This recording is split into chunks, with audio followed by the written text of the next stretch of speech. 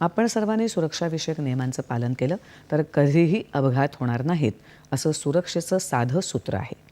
मात्र ते सर्वांनी पाळलं पाहिजे असा सल्ला केंद्रीय रस्ते वाहतूक आणि महामार्ग मंत्री नितीन गडकरी यांनी दिला आहे.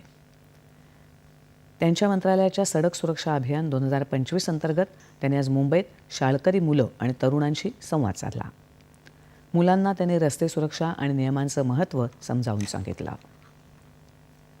गेल्या एका वर्षात 18 वर्ष आणि त्यापेक्षा कमी वयाच्या 10,000पेक्षा जास्त मुलांनी अपघातात आपले जीव गमावलेत असं सांगत प्रत्येक वेळी वाहन चालवताना नियम पाळण्याचं भान ठेवलं पाहिजे असं ते म्हणाले. अल्पवयीन मुलांनी वाहन परवाना नसताना वाहन चालवल्यामुळे 35,000 मृत्यू झालेत असं ते म्हणाले. मुलांनी असं करू नये असं कळकळीचं आवाहन गडकरी यांनी केलं. वाहन चालवताना मोबाईलवर बोलू नका, सिग्नलचे नियम पाळा, हेल्मेट आणि सीट बेल्टचा वापर करा अशा प्रतिज्ञा करण्याचं आवाहनही त्यांनी केलं.